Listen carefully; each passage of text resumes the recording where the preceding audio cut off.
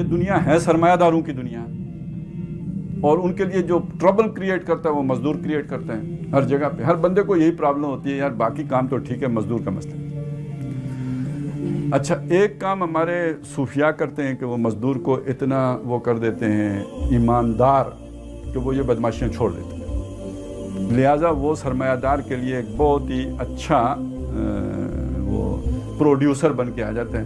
وہ اسے کہتے ہیں تیری تنخواہ باقیوں تو ڈبل. اب مشینی بندہ آ رہا ہے جس کے ڈی این اے سے وہ ساری تزکیہ شدہ، اس کے اندر سے کوئی مطلب میں شیں ہینگی پھینگی ساری نکال کے بندہ فرسٹ کلاس تیار کر کے چلو بھائی آرٹیفیشل بندہ آ گیا، ڈی این اے انجینئرڈ بندہ. میں نے ناداروں کو سکھلایا سبق تقدیر کا. یہ والا مذہب بہت اچھا ہے، اور یہی ہمیں سکھایا بھی جاتے ہیں کہ بھائی آپ مزدور پیدا ہوئے ہو، آپ کی قسمت اللہ نے یہی لکھی ہے. خدا اس غلام سے راضی جس سے اس کا مالک راضی.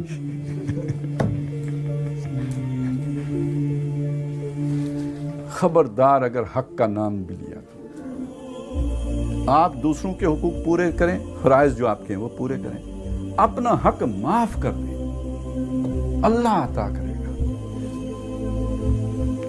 یہ مائنڈ سیٹ سرمایہ دار کو کتنا بات ہے جو اپنی تقدیر پہ راضی ہو جائے کہ صاحب جو دیو تڑی مرضی، جڑا دے ہوتا بھی پلا، جڑا نہ دے ہوتا بھی پلا. ٹھیک ہو گیا جی.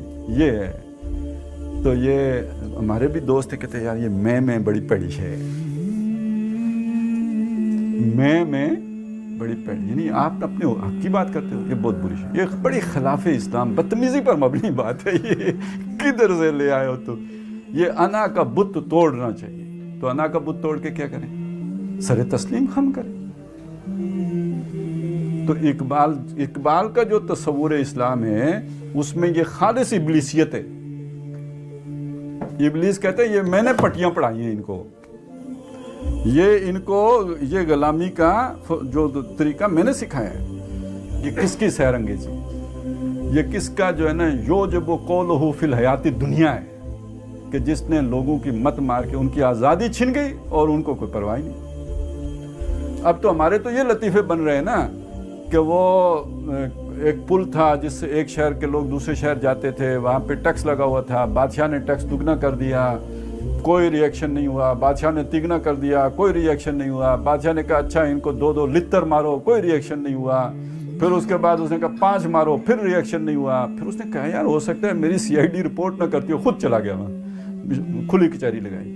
لوگوں سے پوچھا کوئی مسئلہ مسائل، انہوں نے کہا جی کوئی مسئلہ نہیں ہے، بس یہاں پہ آپ نے لتر مارنے والے تھوڑے رکھے ہوئے ہیں، لائن لمبی لگ جاتی ہے، لتر مارنے والوں کی تعداد میں اضافہ فرما دیجئے. تو یہ جو 10 کروڑ ہیں جال کا نچوڑ ہیں، یہ ذرا اس کو سمجھیں. اور یہ جو اچھا یہ اس میں یہ جو سرمایہ داری کا جنون ہے، اسی کا تقاضا یہ ہے کہ نسل انسانی کو تباہ کرو، کیونکہ ان کے اندر بغاوت پیدا ہوتی ہے. روبوٹ لے آؤ جو آپ کی فیکٹریوں میں کام کریں. اسی کا تقاضا یہ ہے کہ 3 ارب انسان مارنے پڑیں تو مار دو. جو اب وہ کانسپریسی تھیوریز والے جو باتیں کر رہے ہیں، اور یہ کانسپریسی جو ہے نا یہ تھیوریاں ہمارے لوگ نہیں، مسلمان نہیں پھیلا رہے. ابھی آپ کے پاس جتنی بھی اس طرح کے کلپ آ رہے ہیں، ویڈیوز آ رہی ہیں، وہ ساری امریکہ سے آ رہی ہیں. اور اس کے پیچھے پتہ ہے کون ہے؟ اصل میں وہاں پہ بھی وہاں کے ٹریڈیشنلسٹ آ رہے ہیں نا، جو اصلاً وائٹ سپریمیسی والے ہیں، لیکن وہ اپنی روایات کا تحفظ چاہتے ہیں. جیسے یہاں پہ ہندوتوا والے اپنی روایات کا تحفظ چاہتے ہیں، تو ایسے وہ اپنی روایات کا تحفظ چاہتے ہیں. تو یہ جو لبرل طبقہ ہے، جیسے وہ یہ ڈیموکریٹس ہیں یا جو اس طرح کے جو لوگ ہیں، ان کو وہ جیسے ہم انہیں دجال کے ایجنٹ کہتے ہیں تو وہ بھی دجال کے ایجنٹ کہتے ہیں. ان کے لیے بھی یہ جو ہے نا ڈیپ سٹیٹ کے لوگ ہیں، اور وہ ہیں کہ جو روایت پرست ہیں، روایت پسند ہیں. تو یہ وہ لوگ ہیں کہ جو دنیا میں 3 ارب انسان 5 ارب انسان مر جائیں تو انہیں کوئی پرواہ نہیں ہے. اور یہ کس وجہ سے؟ یہ سرمایہ داری کا جنون ہے کہ جو انہیں یہاں پہ لے کے آ گیا. یہ ویسے تو مضمون اسد بھائی یہ آپ کا اور کیوان بھائی کا ہے، اکنامک ہٹمین والا. یہ خوئے غلامی جو ہے یہ غلام آدمی اللہ کا بندہ ہو ہی نہیں سکتا. آزاد مرد حر ہے جو اللہ کا بندہ ہو سکتا, جس کی گردن کسی اور کے آگے نہیں جھک سکتی, اس کی خود ہی اس بات کو گوارا نہیں کرتی کہ وہ کسی اور کے آگے جو ہے وہ نظریں جھکائے یا گردن جھکائے. اب یہ گردن جب اللہ کے سامنے جھکے گی تو یہ کوئی معنی رکھتی ہے نا, اس کا کوئی مفہوم ہے, اس کی کوئی مقام ہے. باقی یہ کہ وہ ادھر بھی منتیں اور چاپلوسیاں تو ادھر بھی حمد و ثنا, تو فرق کیا ہے؟ ادھر گیا تو اس نے جو زمین آسمان کے کلابے ملا دیے, صاحب آپ جیسا تو حکیم دانا بینا میں نے زندگی میں نہیں دیکھا. ادھر آیا تو سبحانک اللہم و بحمدک. تو اس سبحان اللہ کے کیا ہے اہمیت ہے؟ جس نے کسی اور کو نہیں مانا نا, وَمَن يَكْفُرْ بِالطَّاغُوتِ وَيُؤْمِنْ بِاللَّهِ. اب یہ ہے وہ کہ جس کا تو یہ غلامی کو کوئی معمولی شے نہ سمجھیں. غلام آدمی وہ ایمان کے تقاضے پورے ہی نہیں کر سکتا, یا پھر وہ حوصلہ ہو اس طرح, وہ تھوڑی غلام تھے, وہ تو فزیکلی مطلب انہوں نے غلامی میں گرفتار تھے, ان کا ذہن تو غلامی والا نہیں تھا. حضرت بلال ہوں یا جو بھی اس طرح لوگ تھے وہ غلام نہیں تھے, یہ اپنی انا پر کھڑے ہونے والے لوگ تھے. اچھا, یہ خوئے غلامی کون کون سکھاتے ہیں؟ بادشاہ سکھاتے ہیں, باس از آلویز رائٹ والے سکھاتے ہیں. یہ جتنی بھی یار آپ یہ کدھر کدھر سے سکھاتے ہیں. مجھے ایک بات پرانی یاد آ گئی. برٹرڈ رسل کا ایک مضمون کسی زمانے میں پڑھا تھا, تو اس میں اس نے لکھا تھا یار یہ کام جو ہوتا ہے نا, جیسے ہم کہتے ہیں کام میں برکت ہے, تو وہ بھی کہتا ہے کام کر کے بندہ خوش ہوتا ہے, کام خوشی دیتا ہے انسان کو نا. تو واقعی کوئی بھی آپ خاص طور پہ تخلیقی کام کریں تو زیادہ خوشی ہوتی ہے. یہ سارا اس نے ہر بندے مختلف طبقات کا لکھا تھا, کام کر کے خوشیاں محسوس کرتے ہیں. اس نے کہا صرف سوسائٹی میں جو انٹلیکچوئل بندہ ہوتا ہے نا, اسے کام کر کے خوشی کی بجائے افسوس ہوتا ہے. اچھا بھائی انہوں کے تکلیف ہے, اسے کیوں تکلیف ہوتا ہے؟ کہتے ہیں یار وہ سوچتا ہے کہ مجھ میں اور پراسٹیٹیوٹ میں کوئی فرق نہیں, کہ اس نے اپنا جسم بیچا پیسے کمائے, میں نے اپنا دماغ اس سرمایہ دار کو بیچ کے تو میں نے بھی پیسے کما لیے. کیونکہ یہ تو کسی مطلب جو انٹلیکچوئل ہے یہ مزدوری تو نہیں کر رہا ہوگا نا, یہ تو کہیں ادھر بیٹھا کوئی اونچا کام کر رہا ہوگا. ہو سکتا ہے کہ بیٹھا ہوا تو کچھ وہ سارے جو ہے نا ان کی نفسیات اور یہ وہ کارکنوں کی وہ کر, لیکن یہ سارا تخلیقی کام کر کے سوچے گا کیا کہ میں نے کس کے لیے کیا ہے؟ چند ٹکوں کی خاطر اتنی اعلیٰ تخلیق میں نے بنا کے, تو اسے خوشی نہیں ہوتی. اب ذرا یہ ذہن میں رکھ لیں. اب یہ پرابلم ہے, یہ پرابلم آئیڈینٹیفائی کس نے کی ہے؟ یہ برٹرڈ رسل نے کی ہے. اب اس پرابلم کو سالو کیے بغیر آپ کا کارخانہ اچھی طرح نہیں چل سکتا, کیونکہ انٹلیکچوئل نہیں ہوگا تو کیسے چلے گا؟ تخلیقی کام کرنے والے, دن رات ایک کرنے والے, وہ تو ہوں گے تو یہ کام چلے گا. جنون جن کو ہو ان کو کیسے کریں؟ ان کے اندر بڑی خرابیاں ہیں, وہ تنقید کرتے ہیں, وہ جناب ایسی تیسی پھر دیتے ہیں. وہ اگر آپ خادم رضوی صاحب کی زبان استعمال کریں تو وہ کر دیتے ہیں. تو اب یہ ساری چیز جب وہ کر لیتے ہیں تو ان کو بڑے مسائل آتے ہیں بھائی. اچھا پھر چھوڑ کے چلے جاتے ہیں, یہ لاؤبالی بھی ہوتے ہیں. اب ڈیل کارنیگی صاحب نے ایک کتاب لکھی, how to win friends and influence people, اور اس میں در حقیقت انہی لوگوں کا علاج تجویز کیا گیا ہے کہ بھئی آپ کو یہ غلامی ہوئے غلامی سکھائی گئی ہے اس میں, یا آپ اسے منافقت کریں, منافقت کے طور طریقے سکھائے گئے ہیں. تو یعنی اگر اس لیول پہ جا کے ہوتا ہے تو ہمارے فضائل کے نام پر یہی کچھ ہوتا ہے. ادھر ذرا انٹلیکچوئل لیول پر ہوتا ہے تو ادھر فضائل کے نام پر ہوتے ہیں. اور پھر یہ کہ بادشاہ ذل اللہ فی الارض اس کے نام پر ہوتا ہے, اور خدا اس غلام سے راضی جس سے اس کا مالک راضی. یہ اس کے مفہوم کو ایکسٹینڈ کر کے تو پھر وہ مانی دیا. تو خوئے غلامی وہ ہر طرح. اچھا اس کے علاوہ یہ جو نشے ہیں, افیون ہیں اور فلاں جو چینیوں کو کھلائے پلائے جاتے ہیں, یہ سب ان کو غلام رکھنے کے لیے. مغرب نے اس میں ایک اور اضافہ کیا ہے, یہ تازہ ترین اضافہ ہے. تازہ ترین سے مطلب یہ پچھلے 200-400 سال کا اضافہ ہے. وہ یہ ہے کہ یار جو بہرحال اتنوں کو غلام بنا کے رکھنا تو مشکل ہو جاتا ہے نا, تو اب ان کو مصروف رکھنے کے لیے ایک یہ ہے کہ ان کے سامنے ذرا لائف سٹینڈرڈ لے کے آؤ نا, ذرا ہائی فائی, تاکہ وہ جو سوچ ہے معیشت کی اس میں گھوم رہے ہیں. 4-5 دن خوب محنت کریں, اچھا اپنی زندگی بنانے کے لیے خوب لگائیں.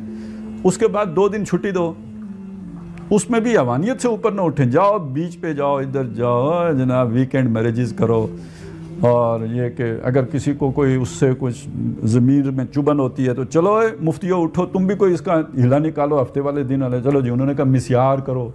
تو مطلب یہ ساری 2 دن جو ہے وہ خنزیروں کی طرح عیاشی کرو اور 5 دن گدھوں کی طرح کام کرو. یہ جو 10 کروڑ گدھے تو یہ بنائے جاتے ہیں گدھے. اللہ نے گدھے نہیں پیدا کیے تھے اور اللہ نے کتے نہیں پیدا کیے تھے. یہ نظام گھڑ کے بناتا ہے. یہ بات ہے جو ہم سمجھاتے ہیں بابا جی عبدالستار عیدی صاحب غربت ختم نہیں کر سکتے. یہ بات ہے جو ہم سمجھاتے ہیں کہ آپ کی زکاتیں ہیں اور یہ جو کچھ آپ کرتے ہو جناب، یہ ہم نے یتیموں کا ادارہ بنا دیا، اس سے غربت ختم نہیں ہوئی. یہ نظام غربت پروڈیوس کر رہا ہے. جب تک آپ اس کو نہیں بدلیں گے غربت ختم نہیں ہو سکتی، اور یہ نہیں ختم ہو سکتی تو غلامی نہیں ختم ہو سکتی. تو یہ بڑا محکم ایویں ہی نہیں ہے ابلیسی نظام جو اس نے اگر وہ دعویٰ کیا تو نری چاپلوسی ہی نہیں ہے، بلکہ یہ کہ اس کے پیچھے یہ حقائق بھی ہیں. اس میں کیا شک ہے کہ محکم ہے یہ ابلیسی نظام. پختہ تر اس سے ہوئے خوئے غلامی میں عوام ہے ازل سے ان غریبوں کے مقدر میں سجود. ان کی فطرت کا تقاضا ہے نماز بے قیام. اچھا یہ بڑا ویسے زبردست جو ہے نا انہوں نے ایک اشارہ کیا اس میں کہ یہاں سجدہ اور قیام کس معنی میں ہے. اطاعت، سرنڈر، سر تسلیم خم کرنا، بالکل کوئی کلمہ بغاوت زبان پر نہ لانا، کوئی حق گوئی نہ کرنا، یہ مطلب ہے سجدے کا یہاں پہ. اور قیام کا مطلب کیا ہے؟ قیام کا آخری مطلب ہوگا قتال کرنا، جنگ کرنا، میدان میں اترنا. لیکن قیام کا آغاز کہاں سے ہوگا؟ ظالم حکمران کے سامنے کلمہ حق کہنا سب سے افضل جہاد ہے. تو بہرحال حکمران بڑی شے ہوتی ہے، پہلے باس کے سامنے کرنا پڑے گا نا. وہاں چاپلوسی سیکھی تو پھر جا کے ادھر بھی چاپلوسی ہی کرو گے. وہاں پہ جو ہے نا جو سیکھ کے آئے گا کہ بھئی اختلاف رائے اور وہ اپنی جو بھی ایک ٹھیک ہے زندگی میں 10-15 نوکریاں کرنی پڑ جائیں گی نا اور شٹل کاک کی طرح ٹرانسفرنگ ہی ہوتی رہیں گی، لیکن یہ کہ آپ اپنی خود ہی کے تو نگہبان ہو، اس کی تو حفاظت کر رہے ہو. آپ نے کوئی کمپرومائز تو نہیں کیا. یہ قیام ہے. اور یہ سجدہ کیا ہے جی؟ بس لیٹ گئے.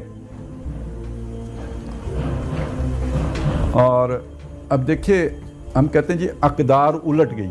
ذرا ذہن میں رکھیں، ہم کہتے ہیں نا یہ لفظ اقدار الٹ گئی. تو اعلیٰ قدر کیا تھی؟ قیام کرنا.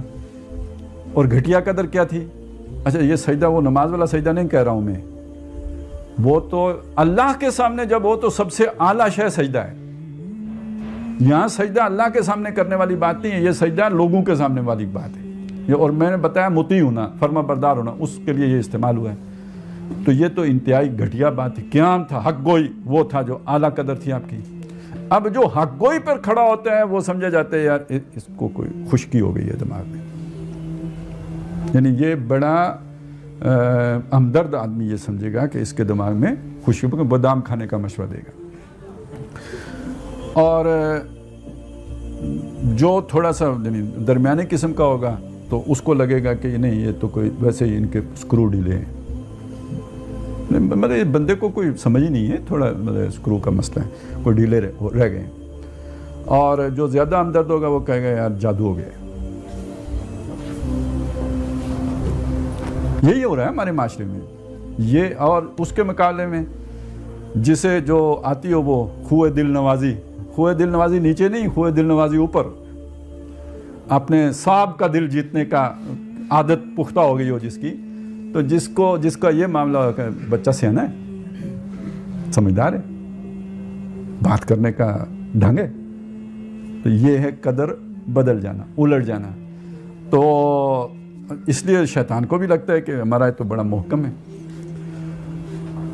ازل سے ان غریبوں کے مقدر میں سجود. ان کی فطرت کا تقاضا ہے نماز بے قیام. اچھا ایک بات اور بھی ذہن میں رکھیں کہ یہ جو حریت کا جذبہ ہے نا یہ بھی بندہ گھر میں سیکھتا ہے.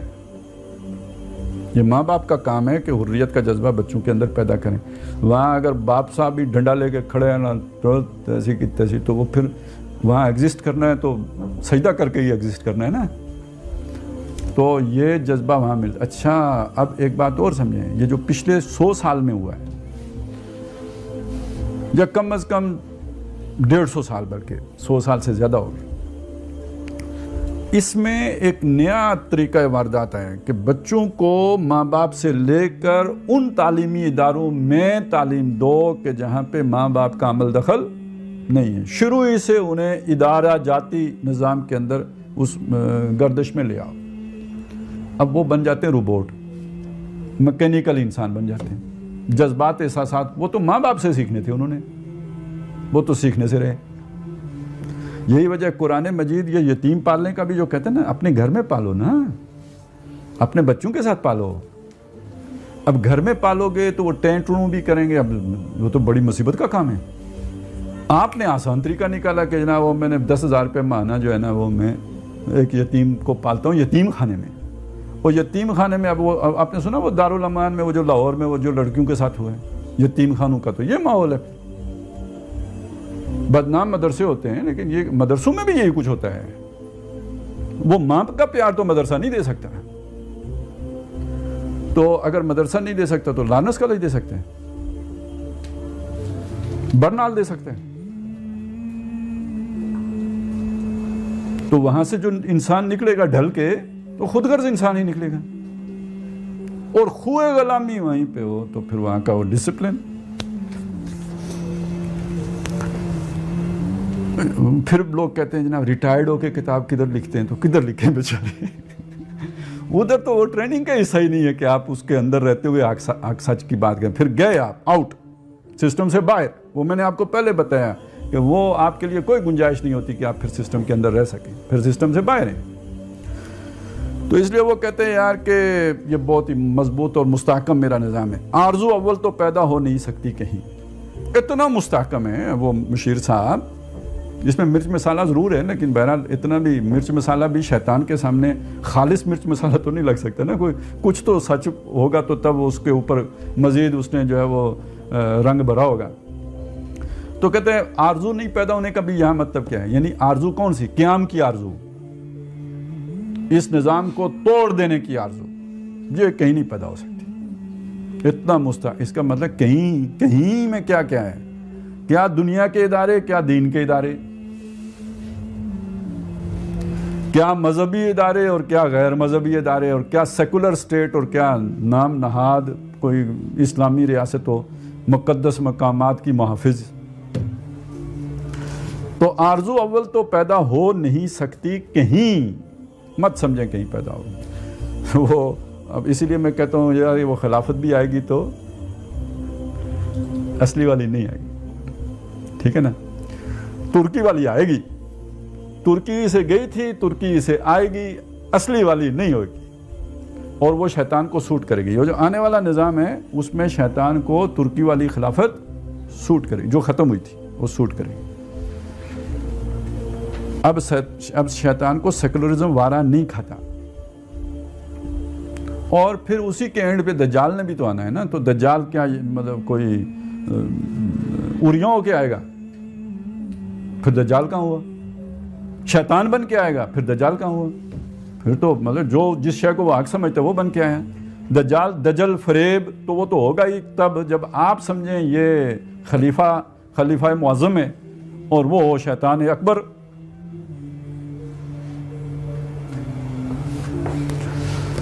تو آرزو اول تو پیدا ہو نہیں سکتی کہیں, ہو کہیں پیدا تو مر جاتی ہے یا رہتی ہے خام.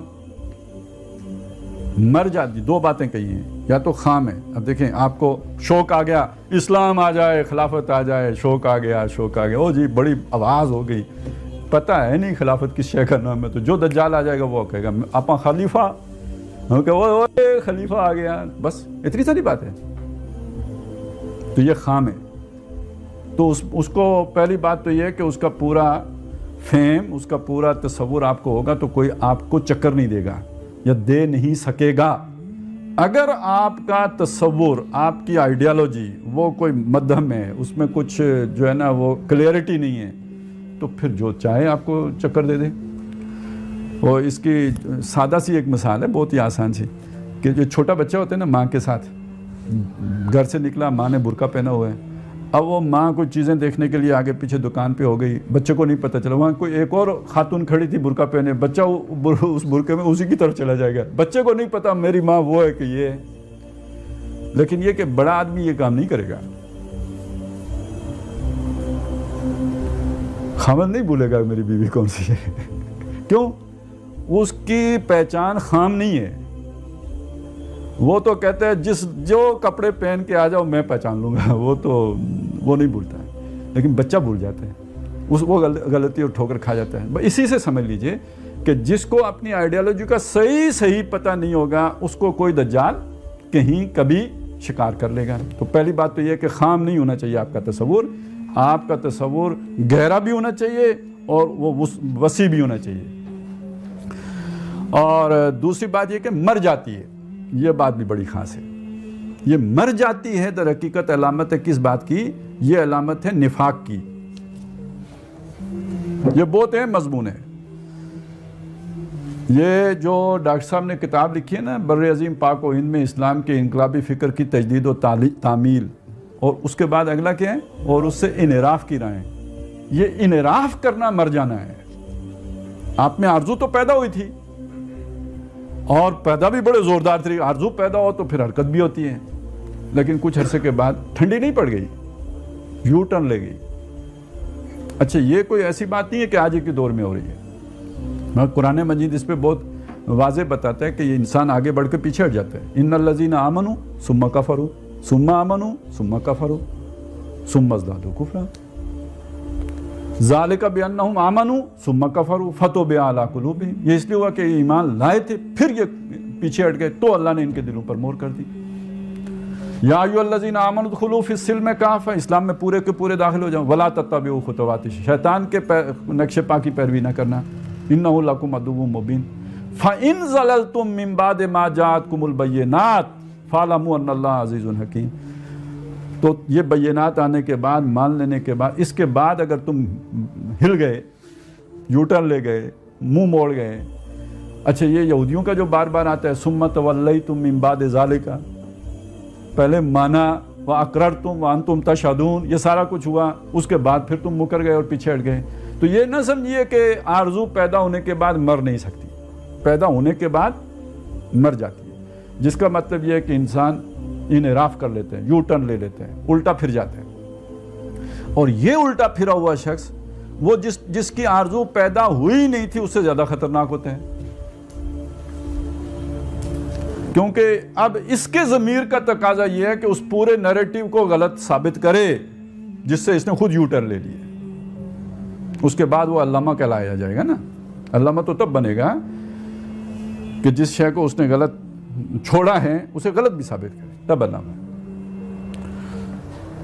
بڑا ایک لطیف طریقے سے نا ایک صاحب نے مجھے وہ کسی کا کوٹ, بہت بڑے علامہ صاحب کا وہ کوٹ بھیجا, اقتباس بھیجا کہ اسلام نے نہ کوئی معاشی نظام دیا ہے, نہ کوئی سیاسی نظام دیا ہے, نہ کوئی سماجی نظام دیا, ان کے اصول دیے, ان کے اصول دیے. تو میں نے مڑ کے پوچھا کہ وہ اصول, پہلے تو خیر میں نے انہیں یہ کہا کہ یہ اصول کیا کو دیے. تو مڑ کے انہوں نے کہا کہ یہ اصول اس لیے دیے ہیں کہ تاکہ ہر دور کے لیے جو بھی ضرورت انسان سمجھے اس کے مطابق ان اصولوں کے تابع ایک نظام بنا لے. اچھا, جب یہ اس نے لکھ کے میں نے مڑ کے لکھا کہ اس کا مطلب یہ ہے کہ جو لوگ ان اصولوں کے مطابق نوع انسانی کو ایک پورا نظام بنا کر نہیں دے پاتے, ان کے وقت اس عصر حاضر کے تقاضاؤں کے مطابق وہ نہ عالم کہلانے کے مستحق ہے نہ علامہ. ٹھیک ہے, اب اسے وٹ پائے. پھر اس نے مڑ کے لکھا نہیں اس کا مطلب یہ ہے کہ صرف اصول دیے, پھر کیسے آپ کہہ سکتے ہیں یہ اسلام کامل نظام حیات ہے. تو میں نے کہا وہ جو اصول دیے ہیں وہ علامہ صاحب کا پاجامہ بنانے کے لیے دیے ہیں, ان اصولوں کے تابع یہ بنے گا تو نظام حیات وہی ہے. تو اب یہ بات سمجھ لیجئے کہ پھر ان علامہ صاحب کو ان کی مجبوری ہے کہ وہ صرف اتنا کام نہ کریں کہ یہ جناب یہ جب اپنی آرزو مر جائے تو پھر یہی نہیں ہوگا, بلکہ اس کو کاٹیں گے, اس کا رد کریں گے. اور رد کرنے کے لیے پھر وہ سارے شیطانی طریقے ہیں. اصل میں شیطان نے بھی تو انحراف ہی کیا تھا نا, اس نے بھی اللہ کے آگے سجدہ کر کے پھر منحرف ہوا, ایک حکم نہ مان کر. لہٰذا وہ اس نے جتنے ہتھکنڈے اختیار کیے ہیں وہ ہتھکنڈے پھر سارے باقی علامہ صاحب بھی، اور وہی تو ادھر ہی سے ہوتی ہے نا، ان الشیاطین لیوحون الی اولیائہم لیجادلوکم، یہ مجادلہ جو بالباطل ہوتا ہے، اس بالباطل مجادلے کے لیے دلائل کی کہاں سے آتے ہیں؟ اگر ادھر سے مجادلہ بالحق کے لیے دلائل اللہ کی طرف سے آتے ہیں، بینات آتی ہیں، تو ادھر سے بھی تو خبیثات آ رہی ہوتی ہیں نا، اور وہ جو خبیثات ہیں وہ ظاہراً بڑی چکا چوند کرنے والی ہوتی ہے، زخرف القول غرورا ہوتا ہے وہ، لتصغى الیہم افئدۃ الذین لا یؤمنون بالآخرہ، تاکہ ان خوبصورت باتوں کی طرف، لچھے دار بڑی چکنی چپڑی باتوں کی طرف مائل ہو جائیں ان لوگوں کے دل کے جو آخرت پر ایمان نہیں رکھتے۔ تو اس کا مطلب یہ مرتی تب ہے جب آپ کے سامنے سے آخرت اوجل ہوتی ہے، دنیا کی محبت جاگتی ہے، اور دنیا کی محبت جاگتی ہے تو یہ آرزو جو آپ کے اندر پیدا ہوئی ہوتی ہے یہ مر جاتی ہے۔ یہ بات یہاں سے سمجھ میں آئے گی آپ کی، اللہ کی محبت، آخرت کی جو کامیابی، اس کی جگہ پہ جب دنیا مقدم ہوتی ہے تو یہ آپ کی آرزو مر جاتی ہے، پھر یہ دنیا کی۔ اسی لیے یہ سارے وہ جو میں نے آپ کو بتایا تھا نا، وہ جانتے بوجھتے کتاب میں ترمیم کرتے ہیں، یہ کرتے ہیں، وہ ساری چارج شیٹ جو اللہ تعالیٰ نے بنی اسرائیل کو کی سورہ بقرہ میں، تو اس کو جا کے جو ان کا آخر میں جو اس کو کنکلوڈ کیا ہے، اولئک الذین اشتروا الحیات الدنیا بالآخرہ، یہ وہ لوگ ہیں جنہوں نے دنیا کی زندگی کو آخرت کے بدلے میں خریدا ہے۔ یا یہ کہتے ہیں کہ ہدایت کے بدلے میں گمراہی خریدی ہے، لیکن جب اس کی وجہ کیا ہے، گمراہی کیوں خریدتا ہے آدمی؟ اس لیے خریدتا ہے نا کہ اسے دنیا عزیز ہے۔ اولئک الذین اشتروا الحیات الدنیا بالآخرہ، تو چونکہ دنیا نقد ہے، یہ ادارہ سودا ہے، لہٰذا آرزو اگر پیدا ہو جائے گی تو کچھ عرصے کے بعد مر جائے گی۔ تو یہ جو مرے گی یہ انقلابیوں ہی کی مرے گی، یہ مخلصین ہی کی مرے گی، یہ انہی کی مرے گی جنہوں نے نعرے بلند کیے ہوں گے، جنہوں نے اس رستے میں کبھی قدم ہی نہیں رکھا، ان کی وہ تو پیدا ہی نہیں ہوئی تو مرے گی کیا؟ تو جن کی پیدا ہوئی تھی ان کی مرے گی۔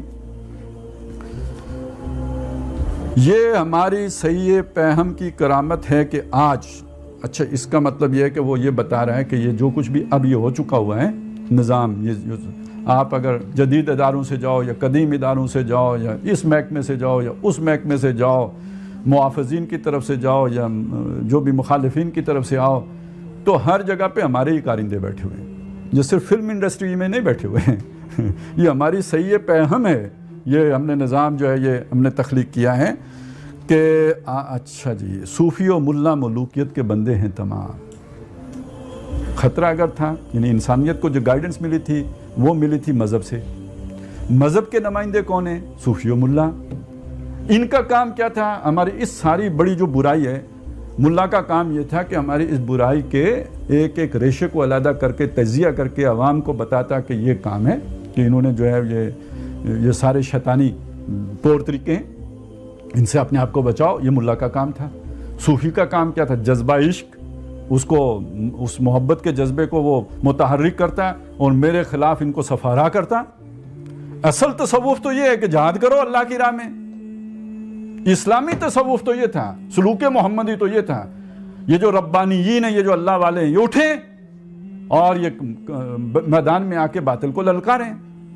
ان اللہ یحب الذین یقاتلون فی سبیلہ صفا، بدلے میں اللہ بھی ان سے محبت کرے گا۔ یہ اللہ یحبہم و یحبونہ، اللہ ان سے محبت کرتا ہے، وہ اللہ سے محبت کرتے ہیں۔ تو اللہ کن سے محبت کرتا ہے؟ اللہ ان سے محبت کرتا ہے جو اللہ کی راہ میں جنگ کرتے ہیں۔ صوفی صاحب نے انہیں سلا دیا، مست رکھو ذکر و فکر صبح و گائی میں سے، پختہ تر کر دو مزاج خانقاہی میں سے، اور ملا صاحب نے اسے بادشاہ کی عبادت پہ لگا دیا۔ تو یہ ہمارے بندے ہو گئے بھائی، یہ ہماری سول سروس کے اہم کارندے ہو گئے۔ اچھا یہ جو بات ہے نا کہ یہ شیطان کو ان سے ڈر ہونا چاہیے، یہی وہ بات ہے جو اللہ تعالیٰ ملا اور صوفی سے چاہ رہا ہے۔ لولا ینہاہم الربانیون والاخبار عن قولہم الاسم واکلہم السخط، یہ جو یہودی شیطان کے اعلی کار بن کے حرام خوریاں کرنے لگ پڑے ہیں، ان کے اخبار نے، اخبار ہبر کی جمع علماء، بڑا عالم علامہ صاحب، ان کے جو علامے ہیں انہوں نے، اور جو ان کے رہبان راہب، انہوں نے ان کو کیوں نہیں روکا، یعنی کیوں نہیں بتایا؟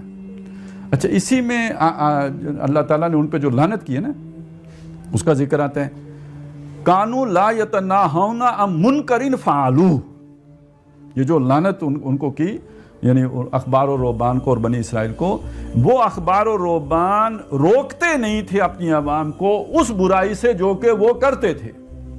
یہ بہت اہم بات ہے، اس کو سمجھ لیں. ایک برائی ہے جس کا ہمیں ادراک ہے یہ برائی ہے، وہ ہم نہیں کرتے. مثلاً دیکھیں خنزیر کوئی کھائے گا؟ وہ تو گیا گزرا مسلمان بھی پتہ نہیں اور کیا کرتوتیں کرے گا جا کے امریکہ میں، خنزیر کا گوشت نہیں کھائے گا. حرام حرام، اللہ نے حرام کیا. خنزیر سے 10 کھرب گنا بڑا حرام سود ہے، وہ کھائے جاؤ. تو اب ان میں سے کون سا منکر وہ ہے جو معاشرے میں معروف بن گیا ہے؟ اب منکر نہیں رہا ہے، وہ معروف ہو گیا ہے، وہ سود ہے.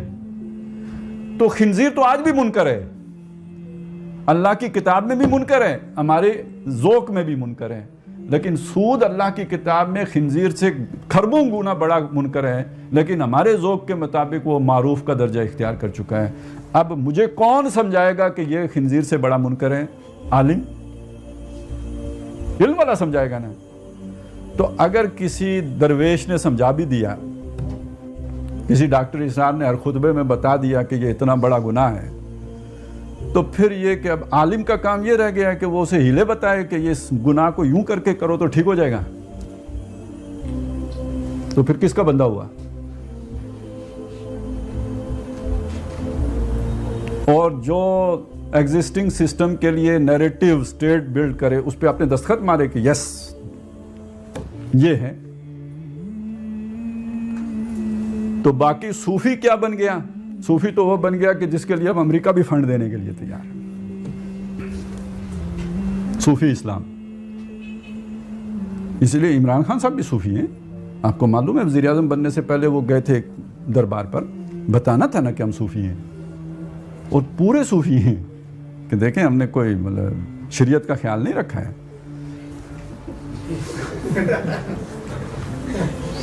صوفی ہیں، پورے مکمل صوفی ہیں.